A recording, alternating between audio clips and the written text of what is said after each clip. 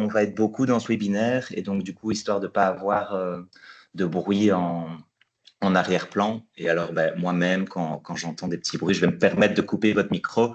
Mais alors, bien entendu, pour les personnes qui vont intervenir et même plus tard pour les questions-réponses, vous pourrez vous-même rallumer votre micro. Donc, voilà, ça, c'est pas un problème. Et alors, pour les questions, ce que je vous propose, c'est que là, on a 1h30 devant nous. Alors, c'est moi qui vais parler. Et alors, il y aura des communes qui vont intervenir pour témoigner de ce qu'elles ont vécu, de comment ça s'est passé chez elles. Et alors, je vous propose pour tous les autres de garder vos questions pour la fin. Et comme ça, on gagne du temps et on garde un temps de qualité pour la fin, quoi. Alors peut-être pour expliquer un peu le contexte de ce webinaire, du coup la région avait lancé il y a 2 ans un marché public pour soutenir 20 communes dans la mise en place et l'animation de leur COPIL. Et donc on est 3 prestataires à avoir été sélectionnés. Donc il y avait Espace Environnement, Ecores, et alors nous, du coup moi c'est Nicolas de Énergie Commune. Et alors, du coup, ces 3 prestataires s'étaient répartis les 20 communes à accompagner. Et alors, les grands objectifs de cet accompagnement, c'était de soutenir et d'aider les coordinateurs POLEC, coordinatrices POLEC à monter en compétences et à s'autonomiser par rapport à la mise en place et l'animation de leur COPIL. Une volonté de la région, c'était que dans la mise en place et l'animation de ces COPIL, on tende le plus possible vers de la cogestion, de la coproduction. Donc, on ne soit pas seulement dans de la consultation et de l'information citoyenne, mais que réellement, on implique les citoyens et les citoyennes dans le portage des actions, vraiment sur le terrain, etc. Une autre attention, c'était la diversité dans la composition de COPIL, des différents membres, des différentes personnes qui y sont représentées. Et alors, un autre critère, c'était qu'on devait mettre en œuvre 2 actions avec ce COPIL. Donc, les citoyens et les citoyennes du COPIL devaient être impliqués concrètement dans la mise en œuvre de 2 actions. Et alors, chacun des prestataires, on a mis en place tout un processus d'accompagnement dans les 20 communes qui suit plus ou moins la même trame. Donc, c'est-à-dire que on avait lancé des réunions de lancement avec différentes communes. Il y avait tout le travail en amont de réfléchir avec ce COPIL, ce qu'on va faire, quel va être le cadre, comment est-ce qu'on va recruter les gens, etc. Et puis après, il y avait l'animation concrète de ces comités de pilotage. Et alors, du coup, on arrive en fin de marché. Le marché va se terminer ici en mai-juin. Et donc, du coup, on a l'organisation de ces 3 webinaires pour restituer cet accompagnement, comment est-ce qu'on a mis ça en place. Et alors, il y aura 3 webinaires. Ceci, c'est le premier webinaire sur vraiment le début, donc comment constituer un COPIL et quelles sont les règles de bonne gouvernance, qui sera donné par moi de chez Énergie Commune. Il y aura un deuxième webinaire sur comment co-créer et mettre en œuvre le PEDC avec le COPIL, qui sera donné par Ecores lundi 30 mars, donc c'est lundi prochain. Et il y a un 3e webinaire où on avance un peu plus loin dans le processus sur comment animer et pérenniser son COPIL, qui sera donné par Espace Environnement, et celui-là qui est dans un peu plus longtemps, mais ça ira vite, qui sera le lundi 13 avril. Et donc, l'objectif de ce webinaire aujourd'hui, c'est vraiment le début. Donc, on est vraiment dans les premières étapes. Quand on souhaite mettre en place un COPIL dans sa commune, quelles sont toutes les choses avant même la première réunion auxquelles il faut réfléchir en amont pour que tout se passe bien. Et donc, un peu le slogan de ce webinaire, ça va être un peu pour avoir une fin heureuse, il faut bien commencer. Et donc, moi, je vais avoir différents intervenants. Donc, ce sont des communes que nous, Énergie Commune, on a accompagnées spécifiquement dans le cadre de ce marché et qu'on a souhaité faire intervenir à différents moments du webinaire pour témoigner de leur expérience à eux et de comment ça s'est passé chez eux. Donc, on aura Quentin Schmet, qui est coordinateur POLEC à Verviers. On aura Aurore Drécourt, qui est coordinatrice POLEC à Gers. Et on aura Mélanie Marion, qui est coordinatrice POLEC à Astières. Et alors, à chaque fois, je leur dirai quand ils pourront intervenir, quand leur témoignage sera important. Donc, avant de commencer, je voulais un peu revenir sur les défis de la participation citoyenne. Donc, quels sont les enjeux qu'on rencontre souvent par rapport à la participation citoyenne? Et alors, on va voir que justement, quand on prépare bien son COPIL en amont, comment est-ce qu'on peut justement, en réfléchissant bien en amont, comment est-ce qu'on peut répondre à ces différents défis?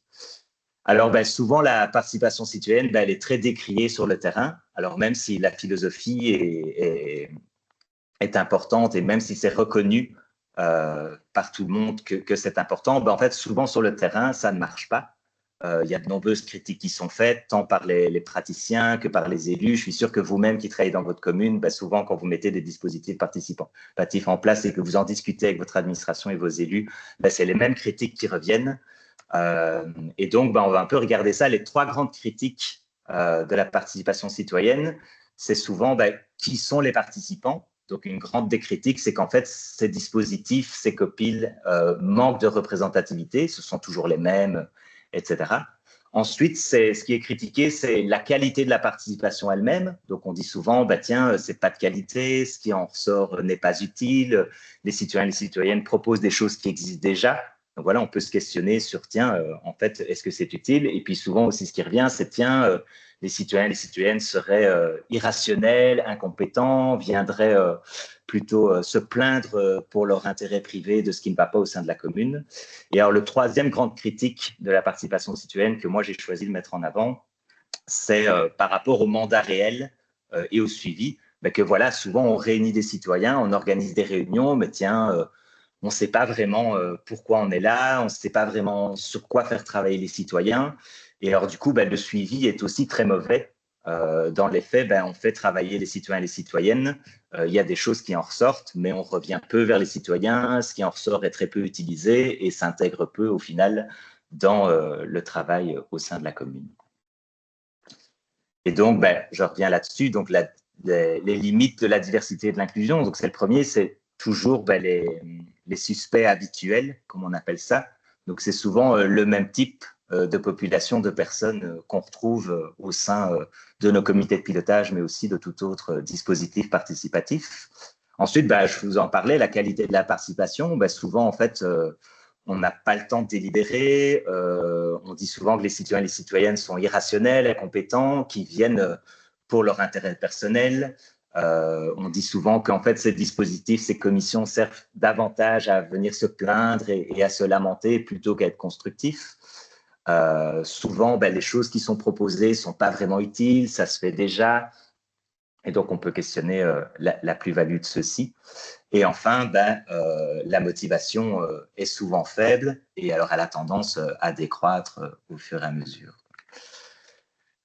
Hop. Et alors, les limites du mandat réel, j'en parlais aussi, souvent, en fait, on ne sait pas vraiment très bien pourquoi est-ce qu'on réunit des dispositifs participatifs.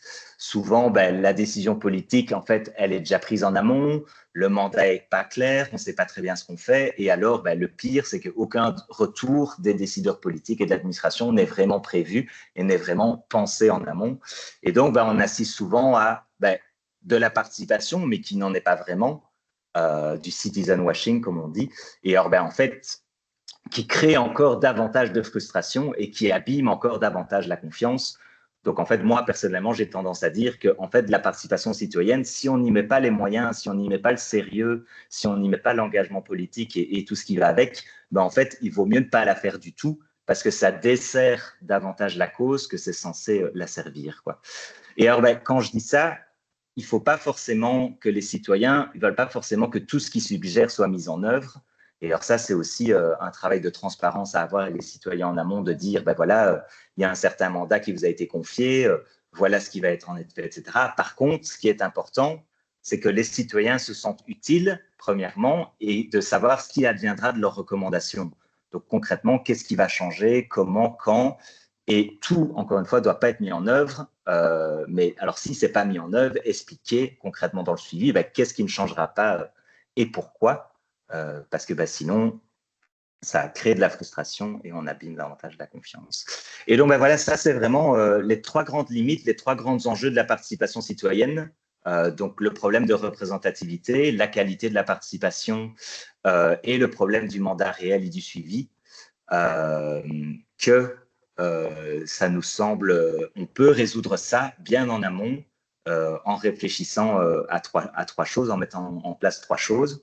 Donc, bien préparer en amont son copil. Donc, on va voir tout ce à quoi il faut réfléchir. Et donc, ça, on va voir qu'en fait, ça prend énormément de temps. On ne lance pas un copil du jour au lendemain. Vous allez voir avec Verviers, Gers, Astières et Limbourg, une 4e commune qu'on a accompagnée. En fait, il y a eu, sur ces 2 ans d'accompagnement, je pense qu'on a passé une petite année. Alors, ça peut se faire plus rapidement, mais en tout cas, on a pris des mois à vraiment réfléchir, bah, tiens, qu'est-ce qu'on va faire avec ce copil, quel va être son mandat, qui est-ce qu'on va mettre dedans, d'aller trouver les élus, d'aller trouver l'administration pour vraiment co-construire tout ce cadre avec eux. Et donc là, j'arrive au deuxième point, c'est vraiment l'appropriation du processus par tout le monde. Donc, c'est-à-dire que tout ce travail en amont du copil qui va être fait, c'est surtout pas vous en tant que coordinateur, coordinatrice POLEC qui devez le faire vous dans votre coin, sur le coin d'une table, dans votre bureau. Alors dans un premier temps, oui, mais il faut absolument chercher à ce copil, à le co-construire dès le début, tant avec les élus, avec l'administration, qu'avec les citoyens, une fois que le copil sera mis en place. Et donc, le troisième point, c'est qu'on va vous inviter, et qui va être montré pendant ce webinaire, c'est vraiment d'avoir un plan global. Donc, vraiment, de ne pas organiser un copil vraiment sans réfléchir et d'organiser un peu des réunions ad hoc, plic-ploc, sans stratégie globale. Ça se réfléchit vraiment bien en amont et les différentes réunions et tout ce qu'on va faire doit vraiment s'inscrire dans une vision et dans quelque chose qu'on a co-construit ensemble et qu'on a bien préparé en amont. Et donc, ça, c'est le processus que nous, en tout cas, Énergie Commune, on a mis en place avec les 4 communes qu'on a accompagnées et qui répond assez bien à ce que j'ai expliqué auparavant. Et alors, Espace Environnement et Écorès ont mis en place des processus sensiblement les mêmes. Donc, du coup, je vous disais, en fait, il y a un gros travail, ça c'est mon point bleu ici en haut, dans l'amont de vraiment réfléchir à ce copil, de l'organiser et de réfléchir un peu à son design, à son architecture, et alors le mandat, la composition, qu'est-ce qu'on va faire, etc. Puis dans un deuxième temps, c'est le cercle en jaune, de vraiment cette proposition, travailler avec les élus, mais aussi avec l'administration, à bonifier ce cadre avec eux, le co-construire avec eux, le valider pour qu'eux aussi s'approprient ce copil, en reconnaissent l'utilité, la légitimité, etc., qui servira plus tard dans le suivi. Puis alors, une fois qu'on a un copil ou que vraiment on a réfléchi, qu'est-ce qu'on va faire, comment est-ce qu'on va le faire, on a réfléchi ça avec tout le monde en interne avec l'administration, on a vraiment une proposition concrète et on va pouvoir lancer le recrutement des citoyens sur cette base. Et après seulement la 4e étape, là on est dans l'animation du copil et la délibération en tant que telle, où on va pouvoir commencer à mener les réunions. Et donc ça, c'est vraiment le travail que nous, on a fait avec nos 4 communes. Donc en fait, je vous disais au tout début, on a travaillé sur ce fameux organiser et le design, où en fait, on a vraiment réfléchi avec nos 4 coordinateurs, coordinatrices POLEC et nous-mêmes en tant qu'accompagnateurs sur, tiens, notre copil, à quoi est-ce qu'il va ressembler, quelle sera son architecture, quel sera son design, comment est-ce qu'il va fonctionner, plénière, GT, quelle sera la durée du mandat, quelles seront les questions spécifiques on va poser aux citoyens, quel sera le suivi qu'on va donner à ce qui va en ressortir, tiens, l'administration, qu'est-ce qui va en ressortir, comment est-ce que l'administration suivra là-dessus, le politique, comment est-ce qu'il suivra là-dessus, qui est-ce qu'on va mettre dedans, donc la composition, et comment est-ce qu'on va atteindre ces différents publics, et puis alors un peu le processus. Puis après, une fois qu'on avait cette proposition concrète, dans un deuxième temps, chacun de nos coordinateurs, coordinatrices accompagnés ont dû, avec cette proposition dont on avait bien réfléchi en amont, ils ont été à la fois la présenter et la bonifier avec leur administration. Alors, quand je dis leur administration, ça peut être quelques membres de l'équipe sélectionnés, ciblés, ça peut être leur équipe POLEC, peu importe, mais l'idée, c'est vraiment d'aller confronter la proposition de tout ce qu'on a réfléchi avec l'administration, avec son expérience, avec ses contraintes, etc. Et puis, dans un deuxième temps, on a fait le même travail avec les élus, où on avait cette proposition de copil qu'on a bonifiée avec l'administration. Et donc, dans un deuxième temps, on a été trouver les élus en leur disant, voilà ce qu'on compte faire. Vous, qu'est-ce que vous en pensez? Qu'est-ce qui est important pour vous? Sur quoi vous voulez mettre le point d'attention, etc. Donc, vraiment pour obtenir... encore une fois, que chacun s'approprie le processus et en particulier que les élus se l'approprient et donc, dans la continuité, s'engagent tiens, si on met en place un copil, voilà ce qu'on s'engage à faire et on s'engage à être sérieux vis-à-vis des citoyens et à suivre leurs propositions et à venir de temps en temps, donner un retour, etc. Et puis, du coup, une fois que ça a été fait, on a pu lancer le recrutement. Donc, on a ça, c'était utile parce que du coup, pour lancer le recrutement, on avait un mandat clair. On savait concrètement ce qu'on allait faire avec ce COPIL. Donc, ça sert aussi quand on approche les citoyens à dire, voilà, si vous rejoignez le COPIL, voilà concrètement dans quoi vous vous engagez et voilà concrètement ce qui va être fait. On avait aussi identifié au préalable les personnes qu'on voulait avoir dans notre COPIL. Donc, on a pu mettre en place des stratégies de mobilisation particulières. Et alors ensuite, là, c'est plus dans la deuxième année de l'accompagnement, c'était concrètement l'animation des réunions et le suivi sur le long terme. Et donc, voilà, ça, c'est les 5 étapes à travers, je vais vous guider pendant ce webinaire. Donc, je vous disais, pour nous, c'est vraiment les 5 étapes qui sont indispensables quand on cherche à mettre en place un COPIL. C'est vraiment les 5 étapes de ce travail en amont. Donc, réfléchir et préparer une première proposition pour le COPIL. 2, aller bonifier et valider cette proposition avec votre administration, avec vos collègues, avec votre équipe POLEC. Ça dépend un peu d'une commune à l'autre. Ensuite, aller bonifier et valider une deuxième fois cette proposition avec les élus pour terminer vraiment avec un COPIL qui a été co-construit avec tout le monde, qui répond aux réalités vraiment de la commune, des élus, de l'administration, et d'avoir une proposition claire sur base de laquelle lancer le recrutement et faire la sélection des citoyens. Et après, la 5e étape, et alors moi je m'arrêterai là, et puis après ce sera Écorès et Espace Environnement qui feront vraiment l'animation concrète. Mais en tout cas, dans les 5 étapes, la première réunion, nous, ça nous semblait important de revenir sur celle-ci parce qu'en fait, c'est la plus importante. C'est comment est-ce qu'on lance la dynamique, qu'est-ce qu'on va faire pendant cette première réunion, comment est-ce qu'on lance la dynamique et qu'on a l'air sérieux, que les citoyens et les citoyennes se sentent pris en charge, que le processus semble crédible et qu'il continue à venir les prochaines fois, quoi. Et puis, on terminera par des conclusions, quelques derniers témoignages sur les actions mises en place dans les 3 communes qui témoigneront aujourd'hui, et puis des questions-réponses. Donc, je vous disais, la première étape, donc réfléchir et préparer une première proposition pour votre COPIL. Donc voilà, c'est vraiment le cadrage de votre COPIL, donc tout ce à quoi vous devez réfléchir au préalable. Donc le mandat et les questions qui vont être posées à ce COPIL. Donc concrètement, pourquoi est-ce qu'on veut mettre un COPIL en place sur notre commune? Quel sera le mandat qu'on va leur donner? Quelles seront les questions qu'on va leur poser? Ce sur quoi ils vont travailler. Le deuxième point, c'est vraiment le suivi. Alors, s'il n'y a pas de suivi qui est donné à ce qui ressort de votre COPIL, c'est vraiment un truc pour casser la confiance des citoyens qui ne reviennent plus. Et en plus, ça n'a servi à rien, donc ça ne sert à rien de faire de la participation. Vraiment réfléchir en amont aussi à la composition. Qui est-ce qu'on veut dans notre COPIL? Quels sont les acteurs du territoire? Qu'est-ce qui serait intéressant d'avoir dedans? Etc. La charte de fonctionnement. Donc ça, vous allez voir que c'est quelque chose aussi à co-construire avec les citoyens et les citoyennes plus tard, mais il y a beaucoup de choses auxquelles on peut réfléchir en amont, notamment le mandat, la composition, le suivi, etc., qui peuvent être coulés dans une charte de fonctionnement qui sera faite en amont et qu'on pourra ensuite bonifier et compléter les dernières zones de vide avec les citoyens une fois que ce sera mis en place. Ensuite, le recrutement et les mesures d'inclusion.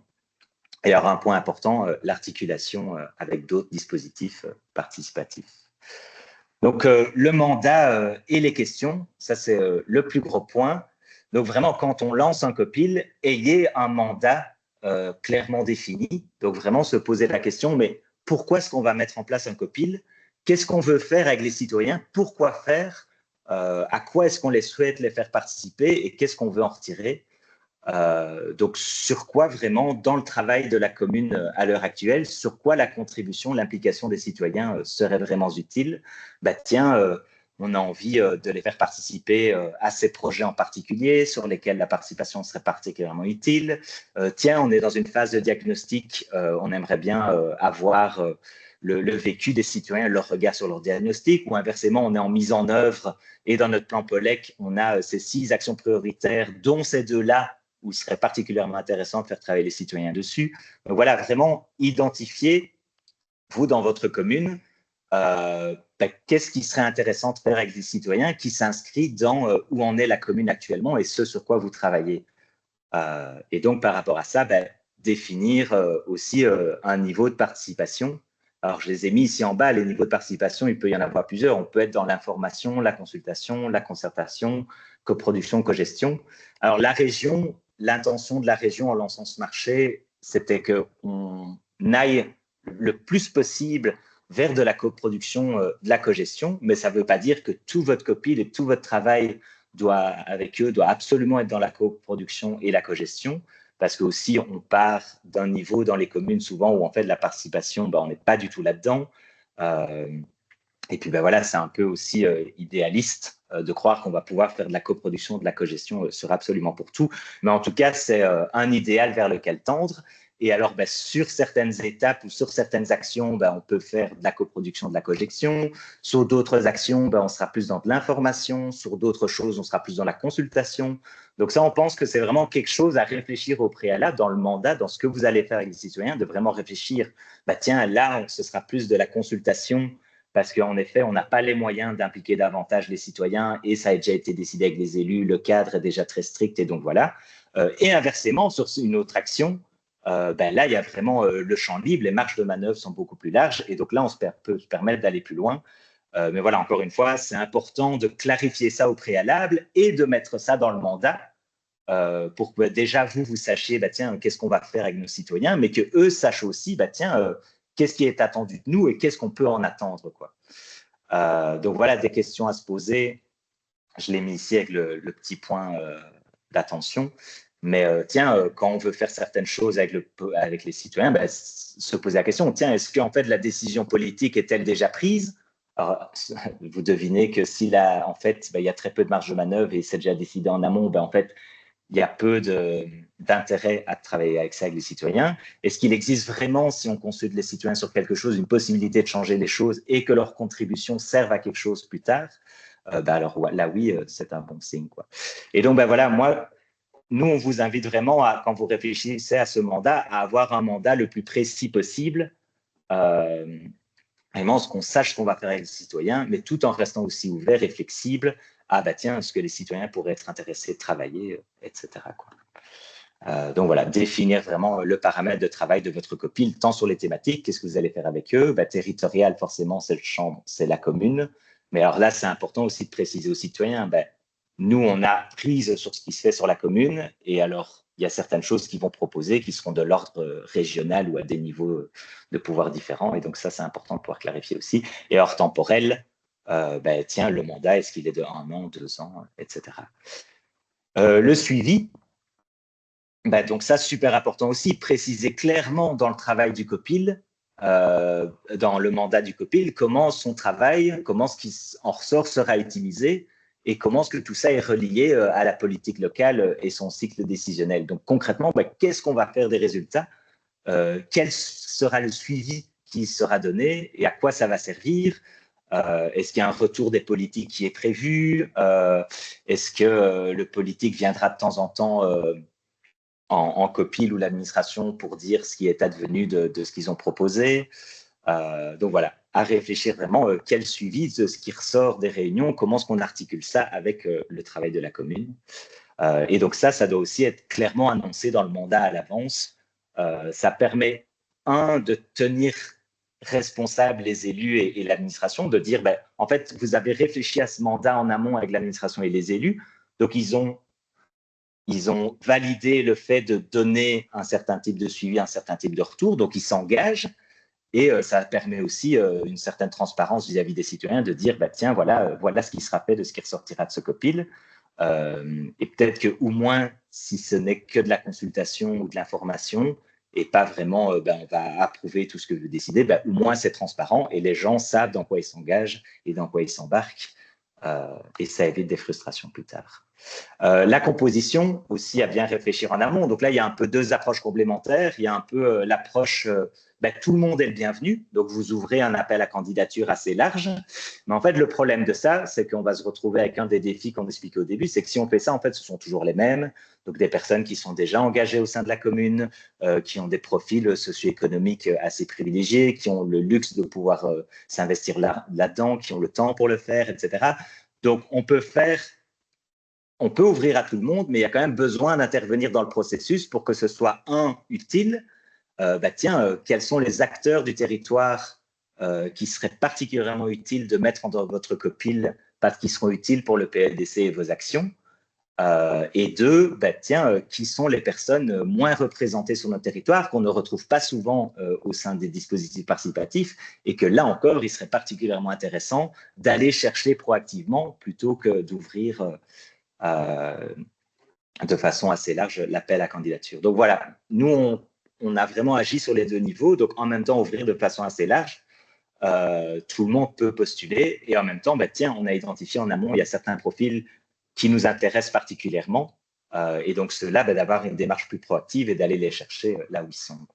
Et alors voilà, cette question de la composition, c'est aussi particulièrement important pour la crédibilité de votre copil aux yeux des politiques, parce qu'il ressort aussi souvent, c'est que les politiques disent, en fait, cette commission, elle n'est pas du tout représentative, c'est tout le temps les mêmes, et donc au final, ce qui en ressort a peu d'intérêt et a peu de légitimité. Donc c'est vraiment important de travailler sur ça en amont et de aussi poser la question à vos politiques, et on va en reparler après, quand vous allez bonifier, co-construire la proposition avec eux, de leur poser la question, vous, élus, qui est-ce que vous aimeriez voir dans le copil en termes de composition pour que le copil soit légitime à vos yeux, quoi. Et alors, par exemple, c'est ressorti avec plusieurs communes qu'on a accompagnées que les élus étaient particulièrement sensibles à ce que les différents quartiers, villages soient représentés. Et donc, c'est une attention particulière qu'on a eue pendant le recrutement, quoi. Et alors, la question des politiques et de l'administration dans le copil, est-ce qu'il faut mettre nos politiques ou l'administration dans le copil? Il n'y a pas de solution toute faite. Il y a un peu des pour et des contre. Des pour, c'est que c'est chouette d'avoir les politiques et des agents dans le copil directement, qui peuvent rappeler les contraintes de la commune, amener le cadre, les réalités. Tiens, ça se fait, ça se fait pas, ça on a l'argent, ça on n'a pas. Mais de l'autre côté, ce sont des élus, donc ils prennent forcément, ils sont plus à l'aise à l'exercice et peuvent casser un peu la dynamique citoyenne, et en faisant que certains sont moins à l'aise de s'exprimer que d'autres. Et il y a aussi des comptes que je viens déjà d'expliquer. Donc, il n'y a pas vraiment de bonne solution à ce niveau-là. C'est à vous de voir en fonction de votre réalité locale. Mais dans tous les cas, ce qui est à réfléchir vraiment en amont, c'est que vos élus et vos agents soient dans le copil ou pas, il faut de toute façon que vous prévoyez des interactions entre votre copil et la commune. Alors, encore une fois, ces interactions, elles peuvent être parce que les élus et les agents sont directement dans votre copil, ou alors, s'ils n'y sont pas, il faut que vous prévoyiez qu'il y ait des retours réguliers, ou alors que vous-même, vous fassiez l'acteur relais pour chaque fois envoyer les PV à l'échevin compétent, à l'agent de la commune compétent, d'avant les réunions, d'aller retrouver ces gens-là, voir s'il y a un retour à faire aux citoyens, etc. Donc, de toute façon, il y a une interaction qui doit se passer, quoi. Et alors, si vos élus sont présents en copil, ça, on l'a vu aussi dans nos copiles accompagnés, c'est aussi important de préparer la présence de l'élu avec lui et d'avoir une petite mise au point en disant, voilà, on va avoir un copil, préciser son rôle, est-ce qu'il vient apporter de l'information, est-ce qu'il va participer au débat, mais alors s'il participe au débat, essayer de le sensibiliser au fait qu'on est vraiment là pour écouter les citoyens, et donc qu'ils ne prennent pas, ou il ou elle ne prennent pas trop de place. Donc voilà, ça c'est vraiment quelque chose à faire en amont, quoi. Donc voilà, aussi en amont avec nos différentes communes, du coup on a réfléchi à tout ça et coulé tout ça dans une charte de fonctionnement, alors qui fait 13 pages, ça peut sembler beaucoup, mais nous, ça nous semblait très important vraiment d'avoir un cadre clair qui soit co-construit avec tout le monde et que vraiment ce soit cadré et qu'il y ait des règles, quoi. Alors, quand je dis comme ça, vous verrez, ce sera disponible, mais en fait, notre charte de fonctionnement est assez souple et assez flexible. Et alors aussi, il y avait différents points d'interrogation dedans où, en fait, nous, on avait préparé ça en amont. Et alors, plus tard, quand on a mis en place les comités de pilotage, c'était aussi la question de la représenter, la charte de fonctionnement, aux membres du COPIL et de voir s'ils sont d'accord, s'ils veulent… on a rebonifié, co-construit certaines choses avec eux. Donc voilà, c'était un travail à continuer, à peaufiner avec les citoyens plus tard. Oui, alors je disais, voilà, là ça fait 13 pages, c'est un peu un document un peu rude, mais voilà, il y a toujours la possibilité aussi, par exemple à Gers, la coordinatrice Aurore en avait fait sur base d'inspiration de Verlaine, on avait fait une version un peu simplifiée, un peu plus sympa à présenter aux citoyens. Donc voilà, c'est toujours intéressant de faire ça. Et alors le dernier point, l'articulation avec les autres dispositifs participatifs. Alors vous n'êtes pas sans savoir que dans les communes, il y a tout un tas de plans et de programmes communaux.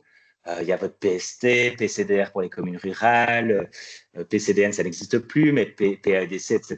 Et alors forcément, à tous ces plans et programmes communaux, il y a toujours bien un petit dispositif participatif qui existe déjà et qui est accolé à ce plan et programme.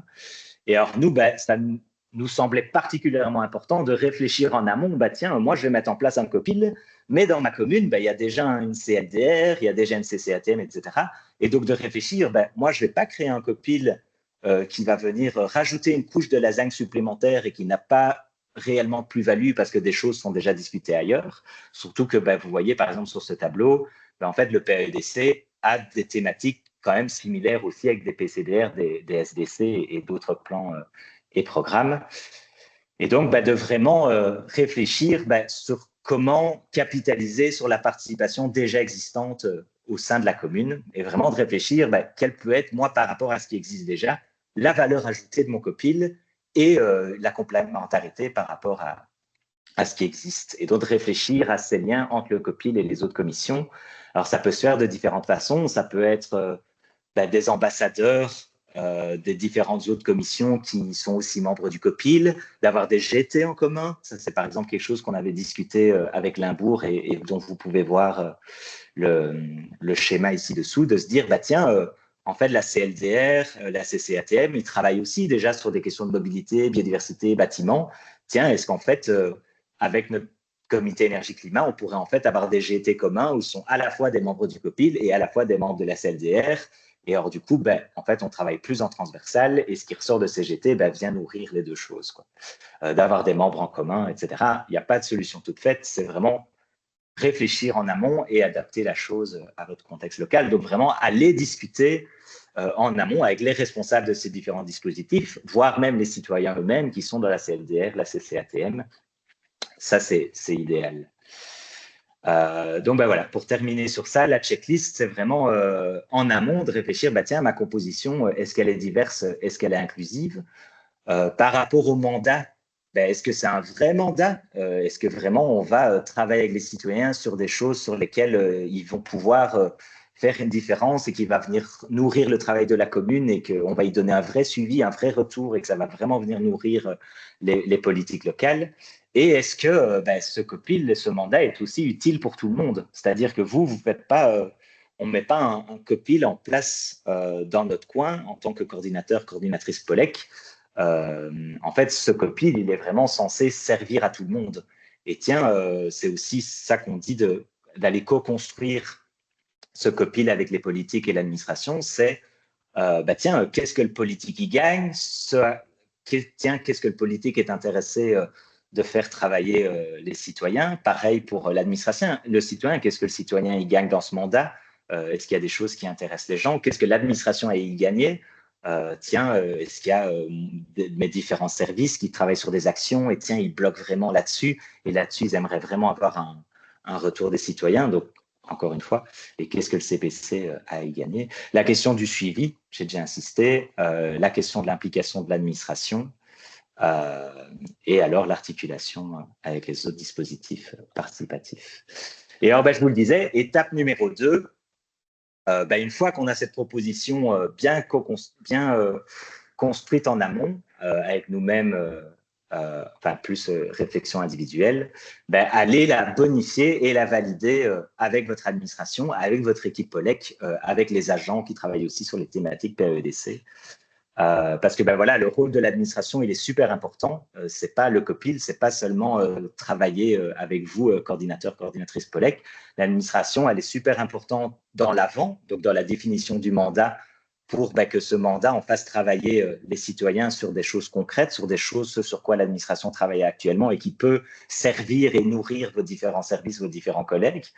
Le pendant, c'est-à-dire que vos collègues vont être importants aussi pour venir apporter de l'information et venir cadrer ce COPIL, de dire attention, voilà les actions qui se font déjà au sein de l'administration, attention, ça se fait déjà, attention, ça c'est quelque chose qu'on a déjà fait dans le passé, point d'attention par rapport à ça. Donc c'est vraiment important que ce sur quoi les citoyens travaillent s'inscrivent dans la réalité, le contexte de la commune, et soutien à la coordination pendant, par exemple, je vais citer ici Aurore à Gers, ça c'est quelque chose où on a vraiment réfléchi à l'avance, où la coordinatrice Polek voulait avoir un soutien au sein de l'administration qui puisse venir aux réunions pour la seconder, pour prendre les PV et pour l'animation.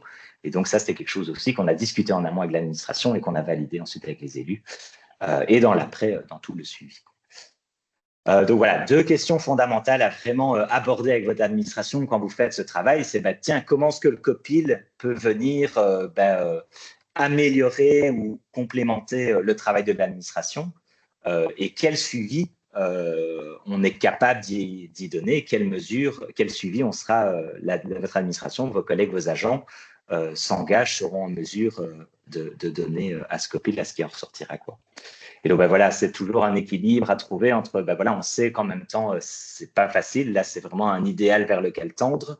Les administrations, vos collègues, vos agents et vous-même avez beaucoup de choses dans votre assiette. Et donc, c'est vraiment la question de comment est-ce qu'on construit ça avec l'administration sans non plus leur rajouter une charge de travail supplémentaire, mais aussi de se dire, tiens, comment est-ce que le COPIL pourrait justement aider le travail de vos collègues et les alléger à ce niveau-là, quoi. Donc voilà, je vais peut-être laisser la parole ici à Mélanie de Astières. Je ne sais pas si elle est là. Je vais retourner. Est-ce que Mélanie est là? Ah, parfait. Oui, je suis là. Mais donc Mélanie, je voulais que tu reparles un peu, que tu témoignes un peu. Donc du coup, on t'a accompagné et du coup, toi, ce travail de bonification en interne, tu l'as fait avec ton équipe Polek. Donc, tu as organisé un ou plusieurs ateliers avec ton équipe Polek pour discuter avec eux du COPIL. Je veux bien que tu témoignes un peu et que tu présentes un peu comment ce que tu as fait, qu'est-ce qui s'est passé pendant cette réunion, etc., quoi. Ce qui était super intéressant, en fait, c'était que justement, il y a eu une appropriation dans un premier temps des fiches actions Polek par le COPIL. Mais voilà, là, on arrivait et puis en fait, je l'ai représenté à l'équipe Polek, donc en interne à l'administration, pour voir si on n'avait pas un peu trop rêvé. Donc, c'était un peu un curseur, en fait, qui nous a permis de se dire, OK, là, on délire un peu trop ou non, ça c'est possible. Donc, on a vraiment essayé de remettre en fait l'église du village, mais c'est quand même ça. On a essayé de se dire, OK, ce qui est faisable et ce qui n'est pas faisable. Et ça, c'est vrai que l'équipe Polek, donc en interne, a pu éclairer en disant, mais non, ça, ils peuvent pas proposer, c'est beaucoup trop intense, ou ça, ils peuvent pas supprimer, parce qu'on avait essayé vraiment de se dire qu'il y avait certainement certaines actions qu'on pouvait supprimer du plan climat. Eh bien, certaines sont revenues quand même dans le plan climat et d'autres voilà, ont pu être affinées en tout cas et mieux comprises. Mais ce qui est vraiment intéressant, c'est que du coup, ça légitimait aussi le travail de l'équipe Polek, de dire, tiens, on a une vision aussi et on voit ce que le comité de pilotage fait. Puis après, on est revenu avec cette proposition vers le comité de pilotage. Hein. Donc, on est passé du comité de pilotage avec l'équipe Polek et puis de nouveau au comité de pilotage. Et comme ça, ils voient qu'on a analysé leur manière d'aborder le plan climat. Donc, je trouvais ça vraiment très, très intéressant de faire des va-et-vient entre interne et externe. Et l'idée aussi, c'est que des membres de l'équipe Polek soient aussi dans le COPIL. Hein. C'est toujours intéressant. Ouais. Et là, j'ai remis 2 photos de l'animation que tu avais faite. Mais donc, du coup, tu avais fait sur la photo ici à gauche, tu avais fait une matrice, KISS en anglais. Donc, tu avais repris toutes les actions de ton PEDC et tu avais posé la question à ton équipe Polek, tiens, qu'est-ce qu'on garde, qu'est-ce qu'on améliore, qu'est-ce qu'on commence, qu'est-ce qu'on arrête, et aussi dans quoi est-ce qu'on peut impliquer les citoyens. Et tu avais fait un petit système de gommettes. Et à côté, tu avais posé la question à ton équipe Polek, tiens, qu'est-ce que le PEDC et le COPIL peuvent faire pour moi et peut venir, tiens, moi, dans mon travail en tant qu'agent au sein de la commune d'Astières, je travaille sur ces questions, je serais particulièrement intéressé que les citoyens travaillent là-dessus ou me donnent leur avis là-dessus. Et inversement, qu'est-ce que moi, en tant qu'agent de l'administration, je peux faire pour le PEDC et le COPIL, quoi. Donc, tu avais un peu ce truc dans les 2 sens. Ça nous donne vraiment une opportunité de pouvoir vraiment demander ce dont on a besoin aussi. C'est pas toujours clair parfois, mais donc du coup, c'est à clarifier. Mais je trouve que c'est intéressant de dire, tiens, mais en fait, j'ai besoin des citoyens pour ce projet-là, clairement. Et donc, de pouvoir identifier ça, c'est quand même une super plus-value, quoi. Super. Merci Mélanie. Je Très bien. viendrai te rechercher à la Oui, fin. bien. Bien. Donc, je vous disais, étape 3. Donc, en fait, on a réfléchi bien en amont, tiens, ce copil, les différents contours, on les a pensés en long et en large. Ensuite, on a été avec cette proposition devant les agents de l'administration, l'équipe POLEC, les collègues. Et puis, cette proposition a été bonifiée. Et dans un second temps, on a été la rebonifier, la revalider avec les élus. Et donc, vraiment, les élus, je vous ai dit pourquoi est-ce que co-construire avec l'administration est importante. Avec les élus, c'est tout aussi important. En fait, la réussite du COPIL dépend vraiment d'un fort mandat politique. Alors, je sais que c'est très ambitieux, mais tout du moins, en tout cas, allez le présenter à vos politiques, le co-construire avec eux, et en tout cas, qui valident et qui soutiennent la démarche, quoi. Et donc, vraiment, avec vos politiques, insister sur l'importance de leur soutien, de leur implication, déconstruire les craintes. Je vous disais, en fait, les enjeux que j'ai présentés au début, ils sont tout à fait valides. Le fait que c'est tout le temps les mêmes, qu'on a peur que ça devienne un peu un défouloir pour se plaindre de la commune, n'hésitez pas à les rassurer et de montrer aussi à quel point, en fait, dans votre réflexion sur le COPIL, ce que vous avez mis en place permet de répondre partiellement à ces craintes. Donc, tiens, regardez, pour la composition, pour la représentativité, on compte en particulier faire ça. Pour le fait que ce ne soit pas un bureau des lamentations, dans l'animation en particulier, on aura prévu ça pour que ce soit l'intérêt collectif qui ressorte. Enfin, vraiment les rassurer et montrer dans votre design, dans votre réflexion sur le COPIL, tout ce que vous avez prévu pour justement que ça n'arrive pas, ou en tout cas que ça arrive moins, parce qu'encore une fois, la participation reste quelque chose de complexe, et donc ça peut toujours, les choses peuvent toujours arriver. Donc voilà, vraiment les rassurer et les convaincre de la plus-value de ce COPIL, de tiens, c'est pas une énième lasagne de participation supplémentaire qu'on rajoute au sein de la commune, ça a vraiment été réfléchi en amont pour que ce soit utile, aussi en articulation avec d'autres dispositifs pour pas qu'il y ait des redondances, etc. Et donc, vraiment, co-construire le COPIL avec eux, quoi. Et donc, des questions fondamentales à poser avec eux, c'est, tiens, le mandat qu'on propose, est-ce que eux, ça leur convient? Est-ce que c'est trop ambitieux? Est-ce qu'on ne revient pas en arrière? Ou inversement, il y a d'autres choses que eux pensent que ça serait utile de consulter les citoyens dessus? Quel est le suivi que eux, politiques, ils s'engagent à donner au COPIL? Ça peut être venir régulièrement rencontrer les citoyens et voir ce qu'ils ont à dire et réagir à leurs propositions. Ça peut être, on s'engage au moment où on analyse le budget, à considérer ce qu'ils ont dit. Ça peut vraiment prendre diverses formes. Et à quelles conditions? Ça rejoint par exemple ce que je disais avec souvent les COPIL ne sont pas considérés comme crédibles, légitimes, parce qu'ils ne sont pas représentatifs. Et donc, vous pouvez poser la question à vos élus directement. Tiens, qu'est-ce qu'il vous faudrait?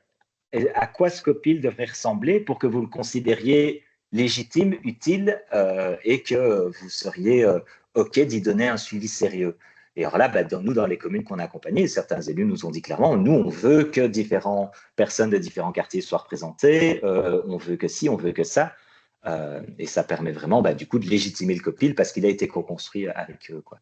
Voilà, composition et représentativité. Autoriser les agents à y consacrer du temps. Alors, non seulement vous, mais ça coule un peu de source, mais je vous parlais, par exemple, de Aurore à Gers ou même un peu Quentin à Verviers. Par exemple, Aurore, pour en reparler tout à l'heure, mais on a obtenu de ces élus, qu'il y ait une de ses collègues qui puisse venir à chacun des COPIL pour prendre les PV et nous aider à l'animation.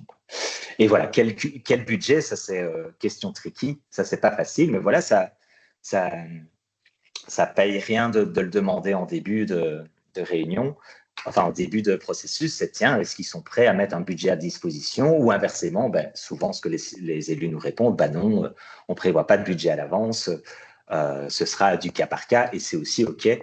Mais voilà, vraiment aborder ces questions avec eux pour obtenir une sorte d'engagement de leur part, quoi. Et donc, pour chacune des communes, en fait, on avait refait ce mind map. Donc là, vous avez celui d'Astières, où on avait remis, tiens, pour le comité de pilotage, on avait remis sur ce mind map le mandat, on avait remis la composition, le fonctionnement, donc vraiment les différentes grands points. Et alors ça, on a été le co-construire avec les élus. Et là, je vais peut-être demander à Quentin, s'il est là, de prendre la parole et de témoigner, parce que du coup, avec Quentin de Verviers, on a organisé un atelier avec ces élus, justement, pour faire ce travail-là. Mais du coup, je ne vais pas vous expliquer les photos, je vais laisser Quentin le faire, il le présentera mieux que moi. Oui, merci Nico. Bonjour à tous.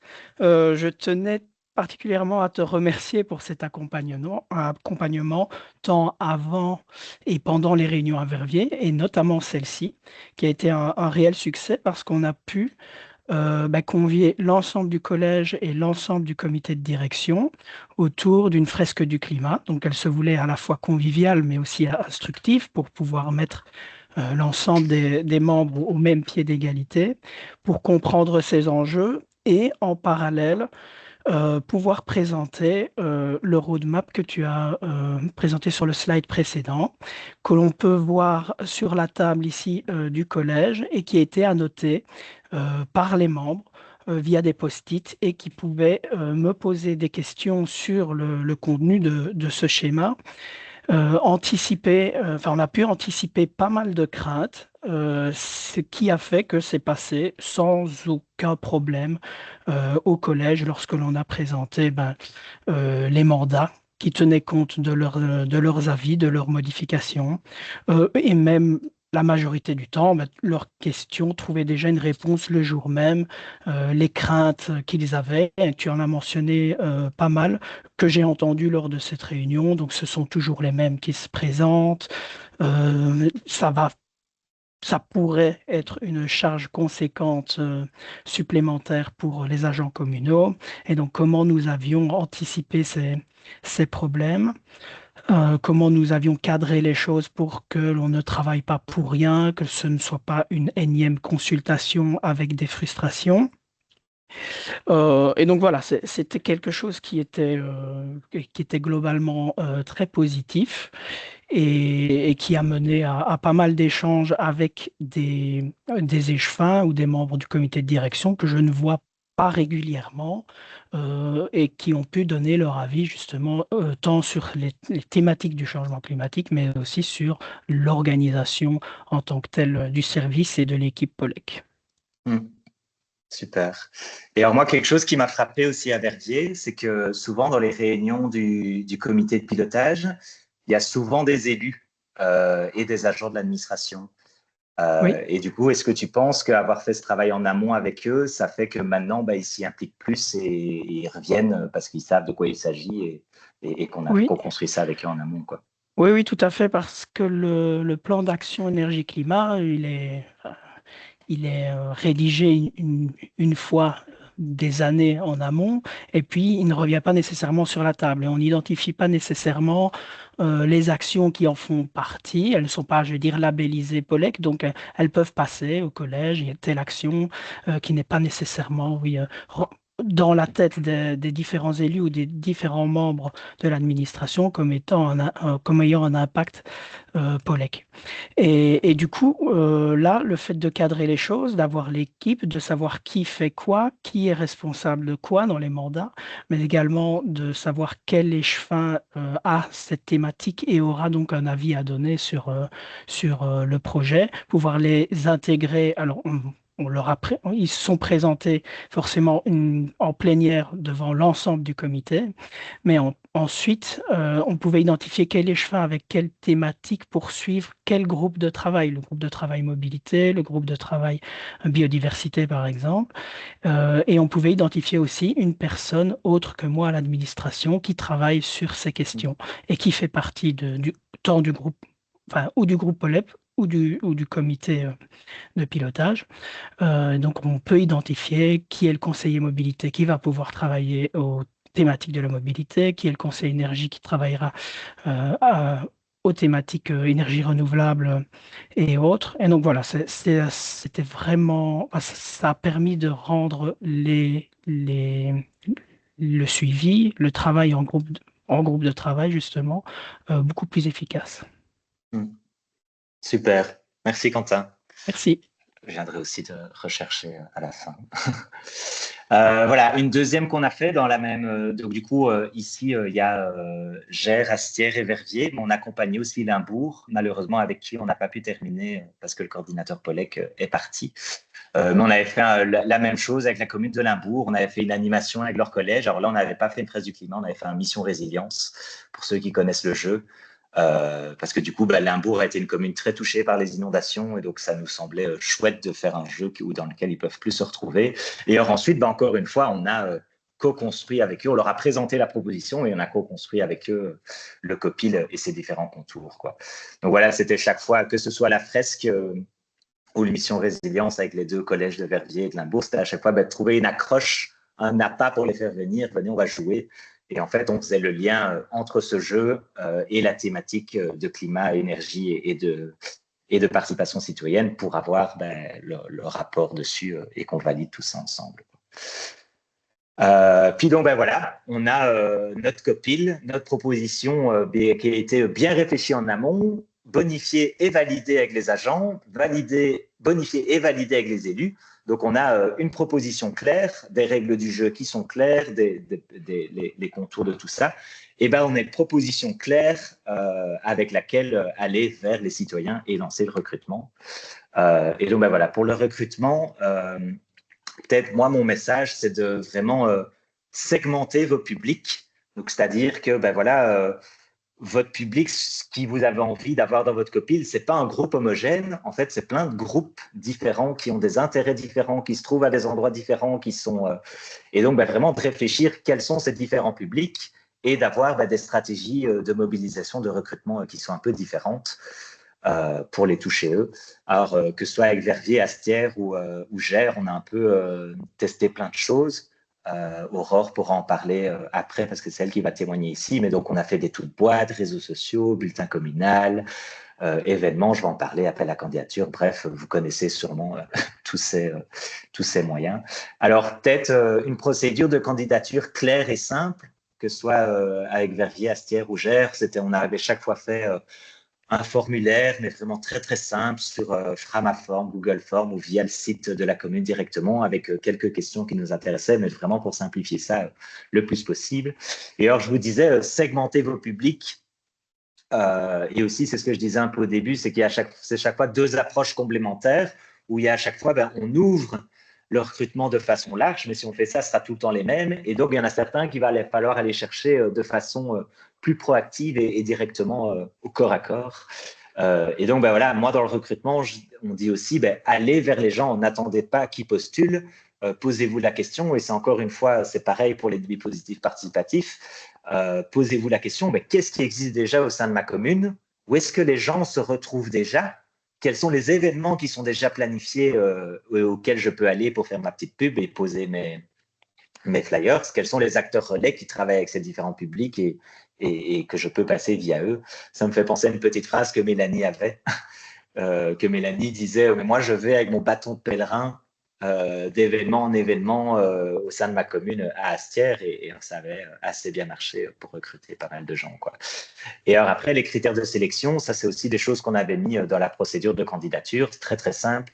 Je suis même pas sûr que le niveau de diplôme, on l'avait mis. Peut-être que Aurore pourra me corriger ou pas. Mais on avait juste demandé l'âge, le sexe des personnes, leur genre et leur répartition géographique, donc de quel quartier, etc. Je pense que le niveau de diplôme, je ne suis même pas sûr qu'on l'avait demandé. Mais donc voilà, pour que ce soit le plus simple du monde. Et alors voilà, peut-être deux visuels, mais dont Aurore parlera aussi. Donc vous aviez ici, en tout cas ça c'était le tout de boîte et les affiches. Vous aviez ici à gauche celui de Gers et celui à droite, celui de Verviers. Et du coup, je vais peut-être maintenant demander à Aurore d'intervenir et de nous expliquer, tiens, un peu sur Gers, comment le recrutement s'est passé, qu'est-ce qu'on a fait, qu'est-ce qu'on a organisé, quel type de moyens on a mis et comment est-ce qu'on a fait la sélection des candidats. Aurore?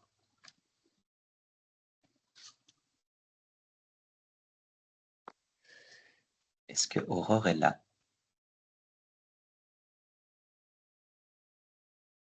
Est-ce que tu m'entends? Ah, voilà, je t'entends. Parfait. Ah, voilà, je reprends parce que j'étais en train de parler. Bonjour à tous. Alors merci Nicolas et je voulais en fait commencer par vraiment remercier Nicolas de tout mon cœur parce que je pense que dans les coordinateurs POLEC qui nous suivent aujourd'hui, il doit y avoir beaucoup de stress. Moi, j'étais vraiment en stress, voire en panique à l'idée d'organiser un copil au sein de ma commune. Déjà parce que j'avais pas l'expérience, parce que ça suivait pas forcément. Mais bon, tu as bien tout décrit là au sein de la formation. Et ce que je peux dire en tout cas maintenant à l'heure où j'en suis, c'est que tout fonctionne comme sur des roulettes. C'est juste génial et jamais au début je n'aurais pensé que c'était possible. Donc voilà, cher coordinateur Polek, ne n'abandonnez pas.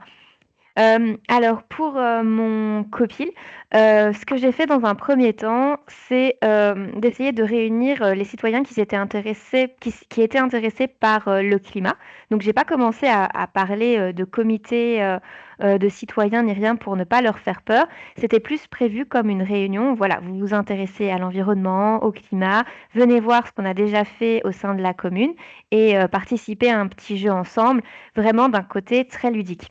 Et comme Nicolas vous l'a expliqué juste avant, l'idée, ça a été d'aller chercher partout, partout où je pouvais. Donc, dès qu'il y avait un événement au sein de la commune, il y avait une petite liste d'inscriptions par rapport à cette journée que j'organisais. Par exemple, la semaine de l'arbre, quand les gens venaient prendre un arbre, j'avais toujours un collègue qui disait, voilà, et surtout, si vous aimez l'environnement et que vous voulez en savoir plus, ben, laissez votre nom là, on aura une petite soirée jeu information.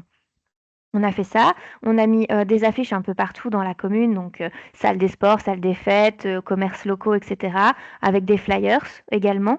On a fait un post dans le bulletin communal, des posts Facebook, et on a fait également un tout de boîte. Le but, c'était vraiment d'essayer d'absorber le plus de monde possible. Et alors, j'ai également envoyé des mails au groupe de jeunesse, au comité de quartier. On a également ce qu'on appelle la géroiserie, qui est un ensemble de seniors qui font des activités régulières. Vraiment, on a essayé de lancer la dynamique un petit peu partout en espérant avoir quelques personnes. Et le résultat était quand même plutôt pas mal puisqu'on a eu une trentaine d'individus le jour de la soirée qui étaient intéressés. Et ça a commencé par une petite présentation des choses qu'on avait fait sur GER pour l'environnement, mais vraiment très courte, parce que le but, c'était d'attirer leur attention et de ne pas les laisser assis sur une chaise à écouter. Et là, merci Nicolas, on a fait, ou plutôt Nicolas a organisé une fresque. Donc 30 personnes sur une fresque, c'était pas trop possible. Donc on avait divisé en deux tables. Là, vous voyez sur la photo. Donc il y avait une table à gauche, une table à droite. Et on passait en fait de table en table en expliquant ce qu'il fallait faire.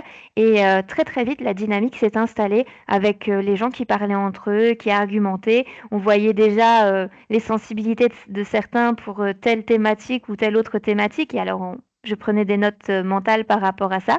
On avait également notre échevin de l'environnement qui était présent pour montrer que le politique s'intéressait aussi à la question, ce qui, semble-t-il, est quand même assez important vis-à-vis des citoyens qui pouvaient aussi poser leurs questions aux politiques.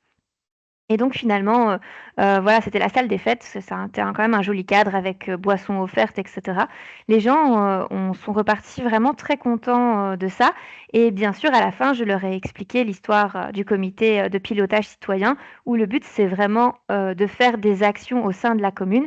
Et alors, c'est vrai que les premières réactions, c'était peut-être, oui, mais est-ce qu'on va vraiment faire des actions? Est-ce que c'est pas plutôt un truc où on va dire des choses et on va jamais nous écouter finalement et rien ne va passer à la pratique? Alors je leur ai dit, mais là, vous voyez bien que vous avez fait des choses, des animations. On vous a écouté, mais on a vu aussi ce qui était possible d'appliquer pour résoudre certains problèmes qu'on a mis en évidence dans la fresque du climat. Eh bien, ce comité de pilotage, il est orienté action, orienté coproduction, co-réflexion ensemble. Et vous avez aussi l'échevin qui sera là pour soutenir le tout. Bon, ils étaient assez sceptiques, mais il y avait des gens intéressés. Et là, pareil, donc ceux qui étaient intéressés se sont inscrits. Enfin, ils m'ont plutôt, j'ai coché qui était intéressé dans ma liste d'inscrits. Et là, je leur ai envoyé un formulaire de participation. Donc Nicolas vous en a parlé, je l'ai ici, je peux vous dire exactement de quoi il était composé. Donc Ce que je disais dans ce formulaire, je mettais les différents objectifs, du COPIL. J'expliquais de combien ils devaient être formés au maximum, c'est-à-dire, 16 membres et jusque quand ils pouvaient participer. Donc ça contenait nom, prénom, date de naissance parce que voilà, je voulais pas qu'il y ait que des seniors ou enfin, je voulais vraiment un mixte, dans la population. La profession, donc il n'y avait pas le niveau de diplôme, mais les professions étaient intéressantes pour savoir un peu les spécialités de chacun. L'adresse, on est répartis en 7 villages et ça aurait été bien d'avoir un petit peu tout le monde. Numéro de téléphone, adresse mail. Alors pourquoi le numéro de téléphone? Parce que je remarque souvent quand il y a des citoyens que certains ne réagissent absolument pas par mail. Le numéro de téléphone me permet de les relancer. Le moment préféré dans la semaine pour une réunion, par exemple tous les soirs, pas les lundis, etc., ce qui me permettait déjà de proposer quelques dates à mon échevin pour euh, proposer rapidement une date, première réunion copile. Et enfin, les thématiques qui vous intéressent avec des exemples comme plantation, mobilité, rénovation, zéro déchet. Ce qui me permettait ainsi de voir un petit peu sur quoi je pourrais travailler la séance prochaine pour les accrocher. Donc voilà, et finalement, on est vite arrivé à avoir une petite quinzaine de citoyens qui étaient intéressés. Et ça a pris ensuite en réunion grâce à des séries d'animations et de réflexions. Ah, je ne sais pas, Nicolas, si tu veux que j'aborde un autre point. Non, non, c'est très bien. Peut-être que ce que je pensais moi aussi avec GER, et ça rejoint un peu ce qu'on disait avec mobilisation, recrutement et de savoir qui on veut dans le COPIL, c'était que par exemple à GER, il y avait une attention particulière sur, vu que c'est une commune très agricole, on avait envie, et c'était aussi quelque chose qui était ressorti de nos réflexions, d'avoir des agriculteurs, des agricultrices dans le COPIL. Et donc, ouais, Oui. par rapport à ça, du coup, qu'on avait réfléchi à ça en particulier et qu'on a de comment les avoir dans le COPIL, et au final, on en a eu un, quoi, ou deux. Oui, alors du coup, quand je vois la photo, je me souviens, donc là, on a eu quand même deux agriculteurs, non, on a trois agriculteurs qui étaient là lors de la réunion citoyenne. Et un qui est resté. Et là, à l'état actuel des choses, je suis en train de monter un groupe d'agriculteurs. Grâce à cet agriculteur, en fait, c'est une émanation du COPIL. Et ça se fait tout doucement, mais il a fallu pas mal de temps pour le faire. Les agriculteurs sont vraiment un groupe difficile à atteindre. Ok, super. Ben, merci Aurore. Merci beaucoup.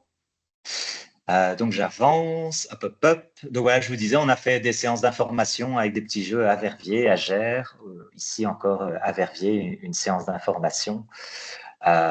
Témoignage de Gers, c'est fait. Et alors le lancement, ben voilà, la première réunion, et puis je terminerai par ça avant de rentrer dans les petites actions. Donc voilà, la première réunion, c'est vraiment la plus importante. Vous pouvez avoir le meilleur recrutement du monde si vous ne prenez pas au sérieux cette première réunion et montrer, encore une fois, que le processus est sérieux, que le suivi a été réfléchi en présentant le cadre, etc. En fait, les gens ne resteront pas. Et donc voilà, vraiment préparer cette première réunion autant que possible. Et alors vous verrez, le début est le plus important parce qu'au final, après le reste des réunions, ça va fort se faire au pas à pas en fonction de ce sur quoi les citoyens ont envie de travailler, des opportunités au sein de la commune, de ce qui arrive. Voilà, on ne peut pas non plus planifier 2 ans à l'avance, mais en tout cas, la première réunion, c'est important, quoi. Et alors à cette première réunion, comme ce qui est important de faire, c'est de repréciser ce cadre du COPIL, donc représenter le mandat, la charte de fonctionnement à ce COPIL, de prendre vraiment le temps de se rencontrer et de se connaître. Et alors ça, j'insiste vraiment là-dessus. Souvent, dans les dispositifs participatifs, on n'a pas le temps de faire ça. Alors je sais, encore une fois, moi, ce que je vous présente ici, c'est une vision idéale, c'est à faire en fonction de vos réalités. Mais voilà, par exemple, c'est parce qu'Aurore vient d'intervenir, donc je pense particulièrement à Gers, mais ça, c'est quelque chose qu'on a vraiment travaillé à ce que les gens se rencontrent, se connaissent, des petits jeux, des petits brise-glaces. Et je pense que c'est aussi une des raisons pourquoi le COPIL de Gers fonctionne si bien aujourd'hui et que les citoyens organisent des choses par eux-mêmes parce qu'ils se connaissent et donc savent coopérer, etc., quoi. Donc voilà, première réunion, peut-être vraiment bien être précis, encore une fois, sur le mandat qui est octroyé dès le départ pour pas qu'il y ait des frustrations plus tard et sur le suivi qui sera accordé. C'est toujours utile aussi de rappeler le fonctionnement de la commune et comment le cycle budgétaire s'inscrit, etc. On a eu aussi l'expérience, par exemple, à Gers, où c'est important que les citoyens soient au courant de, tiens, dans quel cadre ils s'inscrivent, comment une commune, ça fonctionne. comment est-ce qu'on inscrit quelque chose au budget, ça ne sera pas forcément adopté. Donc voilà, vraiment transparence. Et puis, comme je disais, on arrive devant les citoyens avec un cadre, mais ce cadre n'est pas figé. On leur propose, on voit s'ils sont d'accord, s'ils veulent rajouter des choses, s'ils veulent modifier certaines choses. Donc, on a vraiment co-construit une troisième fois après les agents, après les élus. On a aussi bonifié ce cadre avec eux, quoi. Voilà, je ne vais pas aller là-dessus. Et donc, voilà, peut-être ma conclusion. Et puis après, c'est un peu des grands messages, mais un peu bateau, mais moi qui me semble important. C'est vraiment, prenez le temps vraiment de bien réfléchir et de préparer. Je pense, on ne lance pas un copil comme ça du jour au lendemain. Comme je vous le disais, nous, cet accompagnement, on a vraiment réfléchi des mois au préalable de comment est-ce qu'on va faire, d'aller rencontrer les agents, de rencontrer les élus. Et vraiment, on pense que ce temps, il est nécessaire et il vous fera gagner du temps par après, quoi. Ne faites pas ça tout seul, je pense que c'était clair. Alors, encore une fois, c'est idéaliste. Bien sûr, vous avez des collègues qui sont suroccupés et des élus qui, à mon avis, ne seront pas disposés à vous accueillir pour faire une fresque, etc. Faites en fonction de vos réalités, mais en tout cas, cherchez à inclure le plus grand nombre dans ce processus et de co-construire ça avec eux, quoi, de confronter votre vision, voir ce qu'ils en pensent, est-ce que ça correspond à la vie, aux réalités de la commune, etc. Lancez-vous, osez, plantez-vous, c'est OK. En fait, la participation dans les communes, mais partout ailleurs, en fait, on en est un peu nulle part en Belgique. On fait encore de l'information, de la consultation. On n'est pas du tout dans de la co-création, de la coproduction. Donc vraiment, en fait, essayez, tentez, et puis si ça plante, parfois avec les communes qu'on a accompagnées, c'était du réajustement permanent et c'est aussi OK, quoi. Faites confiance au processus que vous mettez en place, acceptez l'incertitude. Donc, ce que je vous disais, en fait, la première réunion, vous pouvez la planifier tant que vous voulez, mais vous verrez qu'après, ce sera en fonction des opportunités, de ce qui revient, etc. Donc, c'est vraiment avancer au pas à pas et il faut avoir conscience de ça et accepter du coup l'incertitude que ça peut apporter. Placer les participants au centre de la démarche. Donc, c'est ce que je vous disais. Nous, on arrive avec un cadre assez bien ficelé à l'avance, réfléchi en amont. Mais après, une fois que les réunions du COPIL commencent, il ne s'agit pas d'amener un mandat, etc. Et qu'en fait, vos participants soient un peu des récipients vides qu'on vient remplir de tout ce qu'on peut faire avec eux. Vraiment, le processus, c'est co-construisez-le avec les gens aussi de qu'est-ce qui les intéresse dans le mandat qu'on leur a donné, sur quelles actions ils ont envie de faire, comment est-ce qu'eux souhaitent s'impliquer. Donc vraiment, repartez vraiment de leurs attentes à eux, de leurs besoins à eux, de leurs intérêts à eux. Et donc ça, c'est encore une fois, à cette première réunion, c'est important de savoir cerner tout ça. Soyez honnête et transparent. Ça, c'est quelque chose qui est aussi ressorti, je pense notamment à Verviers, où en fait, parfois, on s'est retrouvé où en fait, on prend un peu plus de temps à revenir vers eux parce qu'on attend un retour de l'administration. Et donc ça, nous, notre politique, c'était vraiment être transparent avec les citoyens. C'est OK de leur envoyer un mail et de leur dire, écoutez, là, on traîne un peu, on attend un retour, etc. Mais au moins, ils savent et on ne les laisse pas dans le vide, sans nouvelles comme ça pendant des mois. Donc vraiment, en fait, on est tous humains, on fait tous de notre mieux. Vous aussi, vous vous inscrivez dans un cadre communal qui n'est pas facile. Donc, vraiment, communiquez ça aux citoyens, expliquez vos limites à vous, vos contraintes à vous. Et franchement, quand ils comprennent ça et qu'on est transparent vis-à-vis de ça, ça se passe mieux, quoi. Et alors, peut-être le dernier, amusez-vous. Personne ne va mourir. Vraiment. Voilà, j'avais peut-être envie de terminer et après, on fera les questions par... Moi, je trouvais ça dommage d'avoir le premier webinaire où on parle de comment mettre en place le COPIL et on ne présente pas les choses super chouettes que Quentin, Aurore et Mélanie font sur leur commune. Alors, je vais le faire à votre place, les gars, comme ça, on va un peu plus vite. Mais donc, Aurore, avec son comité de pilotage, les citoyens ont participé à la journée de l'arbre et on fait tout un stand incroyable sur les oiseaux, on fait une exposition photo, etc. Et on a ensuite organisé un atelier nichoir sur la commune, où vraiment les citoyens eux-mêmes du comité de pilotage avaient préparé des petits kits prédécoupés de bois, etc.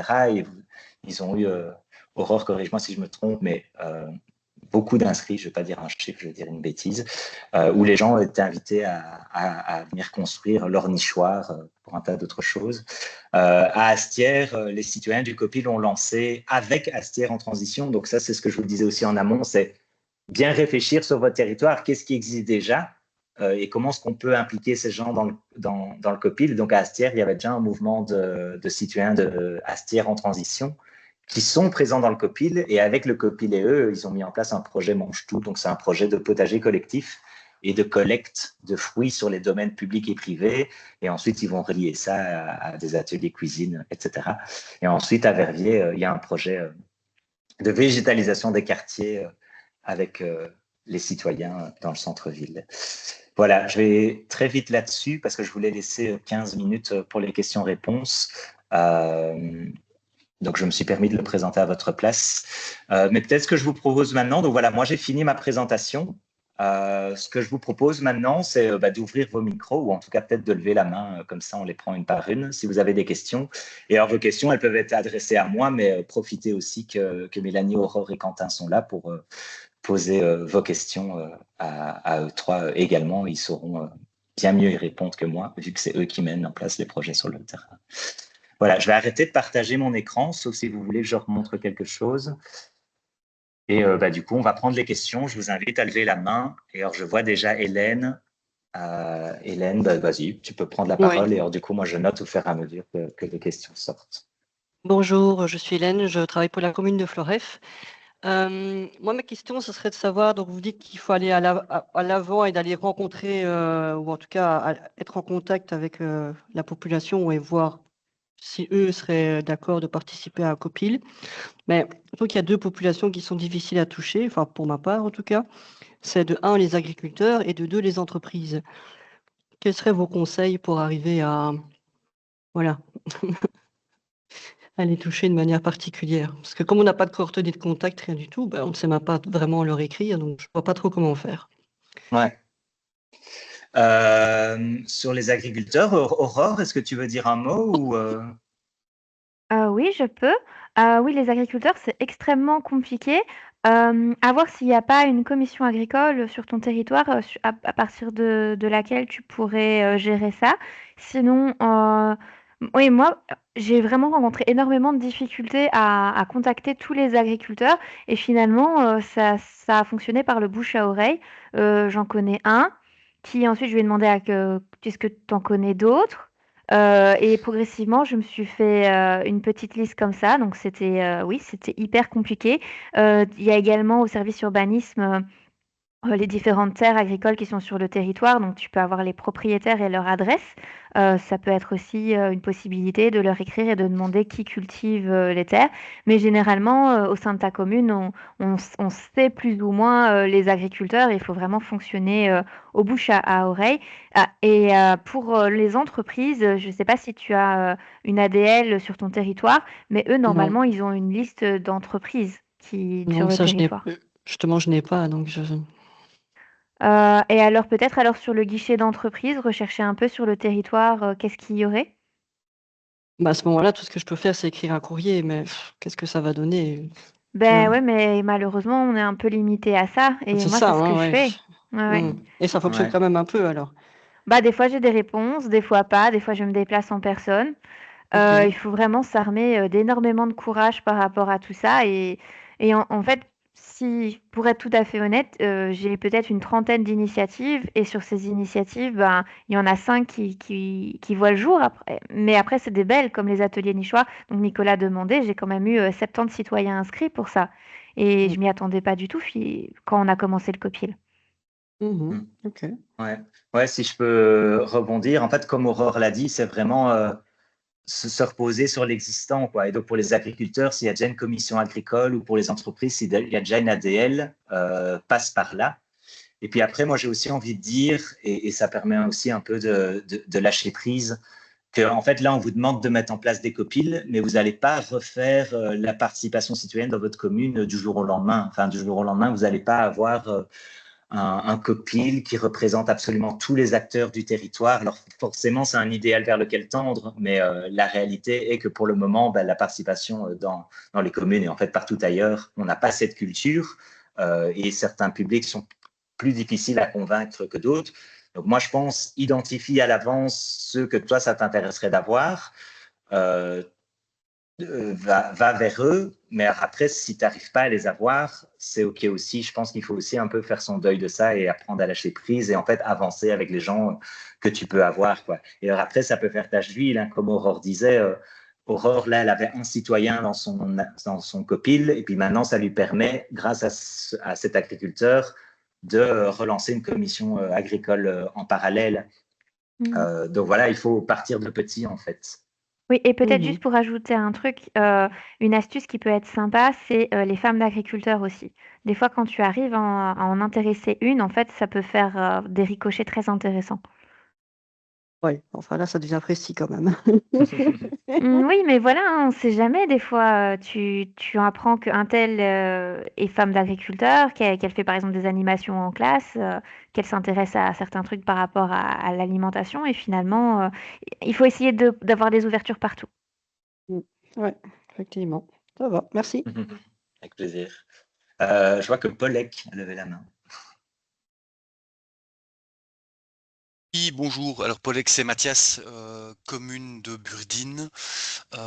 Voilà, moi, ma question, c'est, en effet, c'est très intéressant tout ça. Merci beaucoup pour les explications de ce lancement.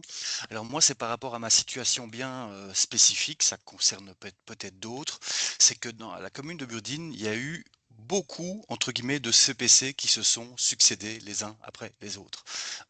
Et donc, moi, je suis arrivé il y a maintenant une grosse année, c'était en décembre 2024, et j'arrive, le PAEDC, il a été fait, enfin, on va dire, tellement de choses sont faites, et moi, j'arrive dans la phase de mise en œuvre, avec un CPC qui est existant, une liste d'environ, on va dire, une dizaine de personnes, et il faut reprendre tout ça, et ce que j'entends et ce que je remarque, c'est que c'est un copil qui s'est complètement essoufflé, avec plusieurs personnes qui en effet ne répondent pas, ne participent plus. Et donc j'essaie de relancer. Il y en a certains qui me le disent vraiment de manière très honnête en disant bah tu sais Mathias, c'est compliqué parce que on a vu plusieurs personnes arriver devant nous à chaque fois qui recommencent, qui redéfinissent leur manière de fonctionner et tout ça. Et donc ma question, c'est dans un relancement, en fait, d'une certaine manière, comment faire? Est-ce qu'on repart à zéro? Mais repartir à zéro, c'est pas possible, puisque le PAEDC, il a bel et bien été déjà réalisé. Il a été fait avec les membres du COPIL en bonne partie, avec un bureau d'études également. Voilà, il y a tout ça. Et là maintenant, c'est en termes de fonctionnement, c'était énormément de consultations, d'informations. Et j'aimerais bien redynamiser tout ça, mais c'est compliqué avec quelque chose qui était déjà fort existant de reprendre la main et de se dire bon bah ok, je redémarre à nouveau à zéro et puis entendre à nouveau la critique que l'on m'a faite en disant bah, à chaque fois c'est encore un nouveau fonctionnement quoi. Et d'autant plus qu'avec aussi l'avenir du POLEC qui est clairement remis en cause. Voilà, c'est une question bon, peut-être un peu floue, mais c'est le fait de comment relancer en fait. Ouais, très bonne question. Et je pense que pas mal de gens, à mon avis, peuvent se retrouver là-dedans, quoi. Ben, moi, j'ai envie de dire déjà, ça dépend du temps que tu as devant toi. Enfin, je veux dire, de façon très concrète, je veux dire, je ne sais pas sous quelle forme de contrat tu as été engagé, mais si là, tu as un temps court devant toi, pour moi, en fait, un copil, ça demande vraiment, comme j'ai dit, moi, une grosse préparation en amont et vraiment d'y prendre plusieurs mois pour vraiment que ce soit bien fait, quoi. Donc, toi aussi, à voir en fonction du contrat que tu as et du contexte local, si tu peux y accorder tout ce temps en amont pour y réfléchir. Si là, ton subside POLEC se termine très bientôt et que se termine très bientôt et que tu n'as pas de vision sur le long terme, moi, je dirais qu'en fait, il faut choisir ses batailles et on ne va pas relancer un copil pour 4-5 mois, quoi.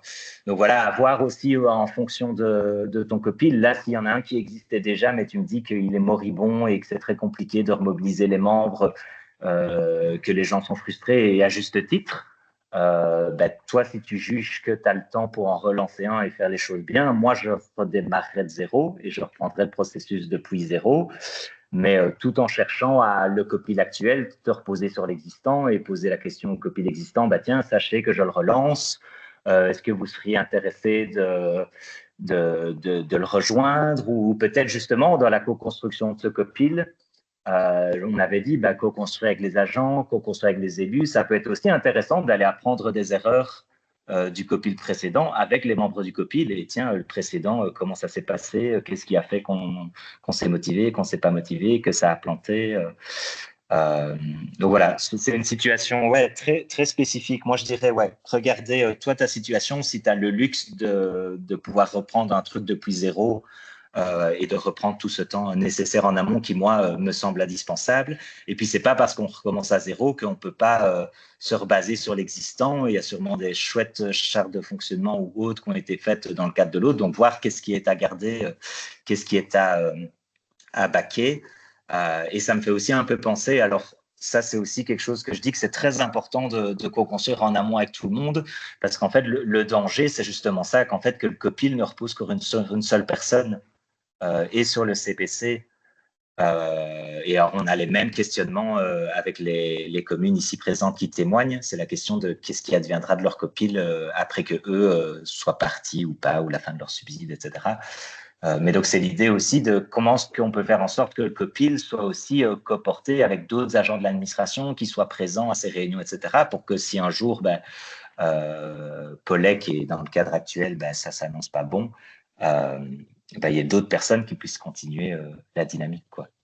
Je ne sais pas si ça répond à ta question. Est-ce que... Oui, si, tout à fait. Ça répond bien. Et en effet, j'ai certainement la chance de pouvoir continuer par la suite. Alors, ce sera peut-être plus sous forme d'éco-conseiller en lien avec l'énergie, parce que voilà, j'ai cette casquette-là aussi. Donc ça, c'est en effet jouable. Donc, je peux le redémarrer. Maintenant, je n'ai aucune on va dire certitude. Il n'y a pas de nouveau contrat qui a déjà été signé pour l'avenir, mais en tout cas dans les discours ça semble plutôt positif sur ce qui pourrait se mettre en place. C'est plus aussi la question par rapport à la justification auprès de la région wallonne et des rapports que l'on a à remettre. C'est qu'à un moment on pose quand même des questions par rapport au copil, et donc est-ce que c'est un problème d'une certaine manière dans nos rapports d'expliquer à un moment que qu'on redémarre à zéro, parce que sous base de tous ces constats et ces réalités, il est peut-être pertinent en effet de relancer comme il faut à zéro, et donc pas la sensation de stagner, mais justement c'est faire on va dire un pas en arrière pour dans un certain temps avoir des fameux bonds en avant. C'est un peu cette démarche-là, quoi. Ouais, je pense que la région, et alors plusieurs personnes de la région sont dans le call, donc elles peuvent intervenir pour me corriger si je me trompe, mais je pense que c'est tout à fait entendable de la région, de si toi tu justifies, enfin il n'y a pas d'obligation de résultat dans votre rapportage, vous ne devez pas une obligation de résultat d'avoir un copil qui fonctionne. Je pense que la région a bien conscience que mettre en place de la participation citoyenne, c'est compliqué. Je pense que vous devez juste démontrer qu'en fait, vous y avez mis les moyens. Et donc, si toi, à l'heure actuelle, tu justifies dans ton rapportage, moi, à l'heure actuelle, je ne suis pas capable de faire une participation de qualité parce que ça, en fait, je reprends mon processus depuis le début. Mais en fait, tu montres que tu y as réfléchi, que tu prends la chose au sérieux et que tu préfères faire les choses correctement maintenant depuis le début. Donc, je pense que c'est tout en fait entendable et que la région validera ce type de démarche, quoi. Et peut-être pour répondre, parce que Vincent a mis quelque chose d'intéressant en commentaire, en 6 mois de subside restant, peut-on se consacrer à une action? C'est un peu ce que je disais avec le mandat au début. En fait, en effet, si vous voyez que vous avez 6 mois de subside restant, en fait, votre mandat, faites-le très précis. Quand vous réfléchissez, tiens, quel est le mandat qu'on va donner à Scopil? Quelles sont les questions qu'on va aborder avec notre citoyen? Justement, on n'a que 6 mois restants. Après, c'est l'incertitude. On ne va pas vendre monts et merveilles qu'on va les impliquer dans tout plan énergie-climat. Là, maintenant, dans les 6 mois à venir, on a 1 ou 2 actions très, très concrètes dans lesquelles ce serait pertinent d'impliquer les citoyens. Parfait, c'est le mandat de votre copil. Et vous arrivez aussi avec cette proposition concrète auprès des citoyens. C'est dans le mandat. Vous dites, nous, on a ces 2 actions dans lesquelles on aimerait impliquer les gens. Et les gens, au moins, savent dans quoi ils s'embarquent et s'ils vont dans ce copil, à quoi ils peuvent attendre, quoi. Y a-t-il des Merci. obligations de poursuivre le copil après la fin du subside? Là, je laisserai la région répondre à cette question. Oui, je peux. Ouais, Bonjour à vas-y. tous. Merci, Donc Cécile. voilà, donc non, il n'y a pas d'obligation. Je veux dire, le subside a une durée limitée. Donc après, les obligations liées au subside ne s'appliquent plus après la durée justement qui a été prévue. Donc non, il n'y a pas d'obligation à poursuivre le copil. Maintenant, ceci étant dit, on a demandé dans l'arrêté ministériel qui est création de copil et gestion de copil, parce qu'on y voyait bien un intérêt. Donc, j'espère que certaines communes voient un intérêt justement à l'existence d'un copil, à une certaine gouvernance climat à l'échelle du territoire, parce que, je veux dire, si on doit travailler sur les émissions du territoire, et on sait très bien que ça vient principalement des secteurs qu'il y a sur le territoire, le résidentiel, le transport, ainsi de suite, c'est important de pouvoir impliquer ces gens-là. Donc, s'il n'y a pas d'obligation de poursuivre le copil, mais s'il y a un intérêt, ma foi, ben voilà, vous pouvez continuer à le poursuivre, mais on ne viendra pas vous demander les comptes après le subside. Pour répondre un peu à la question précédente, il n'y a pas d'obligation de résultat. Mais il y a quand même certains livrables qui sont demandés, qui sont la charte de fonctionnement, ce genre de choses. J'entends bien, et c'est une difficulté du taux de roulement important des CPC, de chaque fois venir travailler sur un copil qui a déjà, voilà, où on récupère un copil et puis il y a autant de mois d'absence et donc le copil se démobilise, ainsi de suite. Voilà, ça on comprend et effectivement il est important, comme Nicolas l'a dit, de pouvoir justifier dans le rapport d'activité et de montrer justement par rapport à votre situation propre, voilà, ce que vous avez pu faire en rapport avec la demande qui est faite dans l'arrêté ministériel. Je ne sais pas si j'ai bien répondu, mais voilà. Voilà les éléments que je voulais rajouter. Merci Cécile. Est-ce qu'il y a d'autres questions? Voilà, incroyable. J'avais peut-être une petite dernière vas-y, question, juste en lien avec un peu ce que Cécile disait aussi. Justement, c'était d'avoir peut-être aux différents CPC qui sont intervenus, de voir un peu en quoi ils ont, en quoi en fait le COPIL et les acteurs qui ont pu participer sont une aide pour eux et qu'est-ce que, enfin voilà, qu'est-ce qui les a intéressés dans la démarche finalement. Parce que effectivement, au-delà du fait que c'est lié à une obligation du subside, l'idée c'est que c'est vraiment de comprendre un peu qu'est-ce qui peut vous motiver à poursuivre cette démarche-là et qu'est-ce qu'il y a comme intérêt pour le coordinateur. Voilà, donc j'étais un peu intéressée d'entendre les communes qui ont présenté si c'est possible. Aurore, Quentin, Marion, vous voulez réagir par rapport à ça?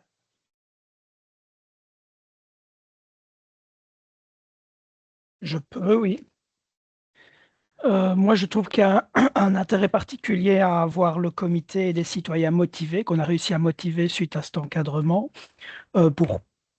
pour continuer des actions sans nécessairement avoir l'appui de la commune tout au long du processus, sans que ce ne soit porté entièrement par la commune. On voit que des actions sont prises en main. Alors évidemment, c'est une co-gestion, mais une coproduction avec les citoyens. Et donc, ils continuent à mettre en place des choses, même si le coordinateur change, même s'il n'est pas tout le temps présent. Les choses bougent, elles bougent via ces citoyens qui ont été motivés. Et je pense que c'était tout l'intérêt. Et donc, je pense que ça continue, ça va se pérenniser. Et c'est le problème des communes qui n'ont pu établir leur comité dans ce sens, une charte, un mode d'action. Si tout se reposait sur le coordinateur POLEC, à chaque fois qu'il change, il fallait tout recommencer. Ici, je pense que même si je ne suis plus là, il y a des actions qui vont continuer et l'ensemble de l'équipe POLEC ne va pas changer. Les choses pourront suivre leur cours. Donc voilà l'intérêt de nous qu'on en a eu. Mélanie, Pour Aurore? quand même ajouter, Vas-y, je voudrais Mélanie. ajouter quelque chose.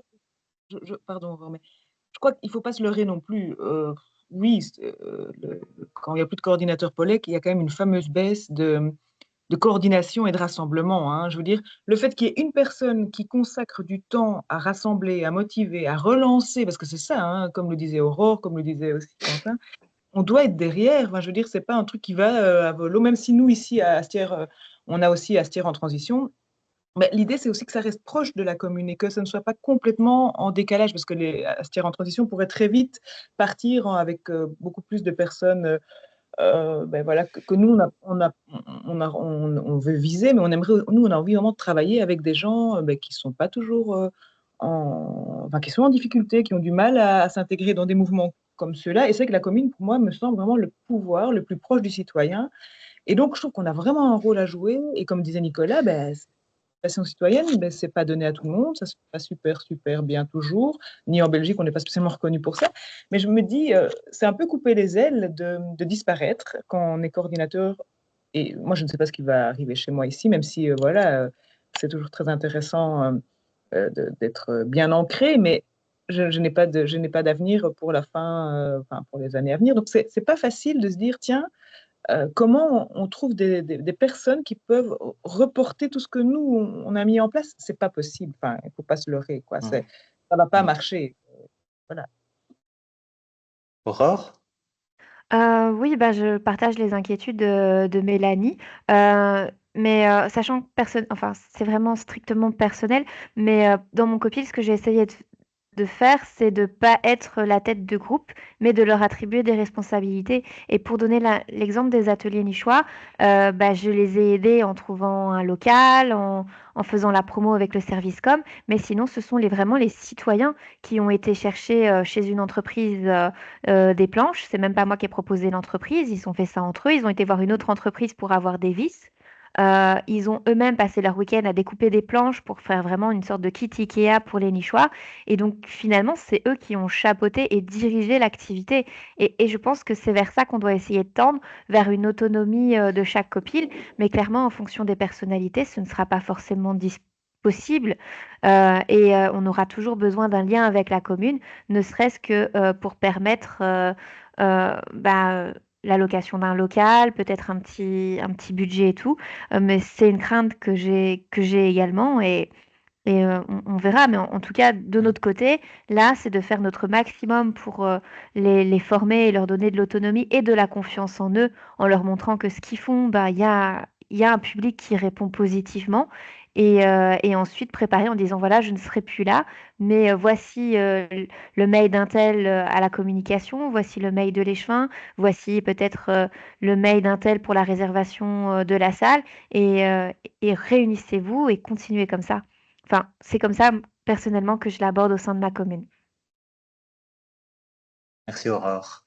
Et je rajouterais, alors ça ne répond pas à tous les problèmes de turnover et de fait que si le POLEC disparaît, c'est problématique, mais c'est ce que je racontais aussi en amont, de bien réfléchir à ce copil, pour qu'il y ait d'autres collègues qui le coportent avec vous, que vous ne soyez pas tout seul à chaque réunion, mais que d'autres collègues s'approprient la thématique et donc enfin, le copil potentiellement peuvent continuer à le porter, le pérenniser, et aussi par rapport à l'articulation avec d'autres dispositifs existants. En fait, si votre copil est là tout seul de son côté et tient tout seul, ben voilà. Mais si vous pensez aussi, ah ben tiens, il y a une CLDR, il y a une CCATM, qui sont aussi en fait des dispositifs participatifs qui sont beaucoup plus pérennes parce que du coup, il y a vraiment un cadre légal beaucoup plus strict, etc. Ben, de se dire, ben tiens, comment est-ce que mon copil on peut avoir certains GT en commun, on puisse venir s'intégrer dans la CLDR ou la CTM sur certaines thématiques, ben, ça permet aussi de le pérenniser et de faire en sorte que, ben, par exemple, le subside POLEC qui va bientôt se terminer, ben, en fait, que mon copil repose sur des dispositifs participatifs qui sont plus pérennes et plus institutionnalisés, quoi. Nicolas, juste peut-être avant de passer la parole à Simon, du coup, il y a 2 témoignages assez intéressants sur du coup la plus-value du copil de la part de Bren Lalleux et de Vielsalm. Donc intéressant pour ceux qui posaient la question. Et puis aussi, il y a le 3e webinaire, ça sera sur pérenniser son copil. Donc j'invite à ceux qui se posent la question de pouvoir participer du coup à ce webinaire-là. Simon? Oh, ton son est coupé. Voilà, ça fonctionne? Ouais. Ok, parfait. Déjà, merci beaucoup pour cette présentation. J'ai appris plein de trucs et je trouve que c'était très très intéressant. Ce que je voulais juste voir, c'était par rapport à l'accompagnement d'énergie commune, donc où il y a eu 4 ou 5 communes là, qui ont été accompagnées sur la création d'un copil, etc. Est-ce que ça serait envisageable d'avoir accès aux documents de travail de ces communes-là? Même, je me dis parfois les chartes de fonctionnement, le contenu des premières réunions, ce genre de choses, parce qu'en fait, en lisant ça, ben, ça peut donner énormément de sources d'inspiration. Je poursuivrai que dans mon cas, justement, ce que tu disais par rapport à la pérennisation, je l'envisage avec la CLDR plutôt. Et alors, un truc que je voulais aussi signaler, c'est que dans mon cas, le copil qui a réalisé le PEDC, donc avant ma venue, c'était certains profils de personnes. Et je trouve que les personnes qui construisent un PEDC ne sont pas toujours le même profil que des personnes intéressées par la mise en œuvre de ce PEDC. Et donc là, par rapport à la remarque de Mathias, je trouve que c'est intéressant de peut-être à un moment, quand on passe en phase de mise en œuvre, de justement revoir le fonctionnement de son copil et revoir le mandat, revoir les missions. Tu parlais d'avoir des phases de participation qui sont différentes selon certaines étapes de projet ou certains GT même. Voilà, je trouve que ça serait intéressant